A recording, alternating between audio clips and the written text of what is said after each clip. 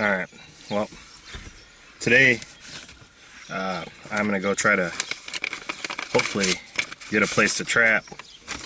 I got 80 acres here that I could trap, but it's mostly a field, so I could probably put out a few traps for coyotes. I hear them every once in a while. I see tracks, a few raccoon traps, but there's not much. I know someone who's got land right down on the river, and I'm hoping that they'll let me trap.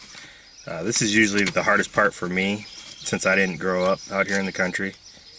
It's usually the hardest part for me is to find a place to actually go, because everybody's so close to each other here that it's hard for me, I feel like an outsider, to just walk up and say, hey, do you mind if I hunt your property? Because there's one thing I don't do, and I don't pay for it, I guess, is a lot of guys will do that. They'll pay however much, X amount of dollars to lease that land just for hunting rights for them. But I don't know, there's public land I can go to, so I'd rather not pay for it, because I don't know, it's hard for me to pay for something like that. But I guess that's just me. There's a couple things I'm going to do here. For one, this guy's let me coyote hunt here a couple times, and then he let me squirrel hunt last year with my dad. So I am bringing him a gift card. That's as a thank you, $75 gift card to a local pizza joint near us. And I don't know, I feel like little things like that are good gestures. You know, it shows them that you actually appreciate being on the property. And other gestures are making sure it's almost like you were never there, you know, except for a few footprints here and there, you know. Just kind of clean up after yourself, make sure everything's where you left it, or not where you left it, but everything's where you found it. And letting them know when you're coming out, don't just show up. Yeah, things like that are very important. So I'll turn the camera back on after I go out and get my answer if I can trap his property. I know he'll let me coyote hunt, squirrel hunt. I'm going to see if I can trap. I know some guys do pay to lease it out for deer, but it is prime deer property. So I'm not allowed to hunt those, obviously, because I'm not, like I said, I don't pay for property. So, alright, I'll let you guys know.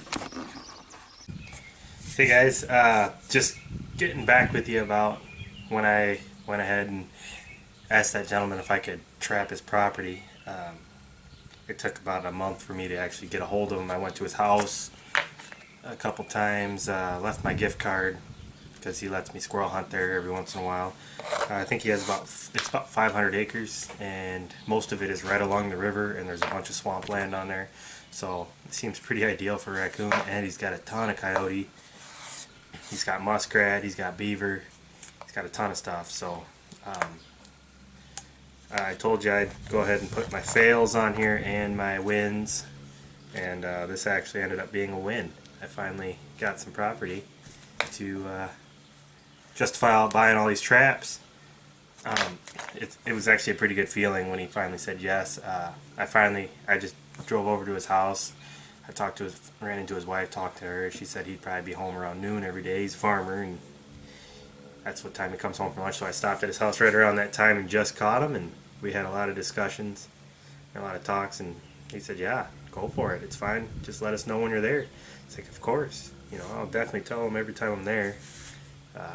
They were a little hesitant at first because he's actually had issues with trappers before. He had a trapper that was in the property next to him, and years back, and he had his dog with him, and his dog, they were out picking corn, and his dog ended up wandering over to the neighbor's house, neighbor's property, and he didn't see his dog for 3 days. And when he got it back, his dog, its front paw was so bad they ended up having to amputate. There was a rope around its neck, and it looked like it had been clubbed in the back of the head. So what he figured would happen was the neighbor trapped it and didn't check his trap for a minimum of 3 days. Who knows how long it was sitting out there before.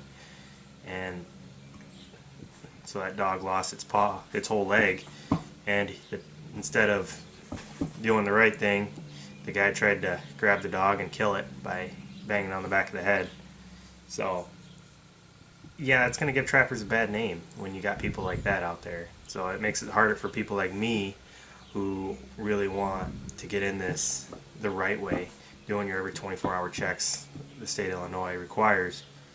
And I showed them how I have the offset jaw, so if something does get caught in it, there's a better possibility that it's not going to lose its paw or anything like that. So yeah, after I told him all that, and I showed him the dog-proof traps that I would be using closer to his house, not all the other stuff will be farther back where his dog will never be, he was pretty comfortable with letting me trap, so I'm pretty excited about it.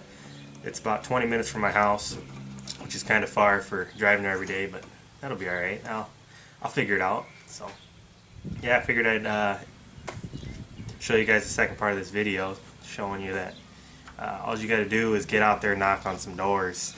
I was lucky enough to have met this guy through his wife when I worked with her 10 years ago, and it worked out in the long run. So yeah, so get out there, make sure you knock on some doors and you be polite and do the right thing, the right terminology when you're talking. Don't say I'm going out killing animals. Nobody wants to hear that. Say you're going out trapping for fur. Don't sit there and brag about all the money you're going to make off of this. For one, right now you're not going to. And two, you're kind of slapping them in the face because you're hopefully getting this for free. You know, give them a little kickback. That little gift card I gave them to a local pizza joint, $75, but they told me I can hunt there for free, but I gave them that, and they were very excited about that. It's the little things. So just make sure you do things like that and really respect the property. Make sure they know when you're there, know when you're leaving. Just be a respectful person, and it should all work out pretty good for you. So I got a couple other places I'm going to ask that are closer to me. One's a mile down the road. He's got a creek running through. I've never met the guy ever before.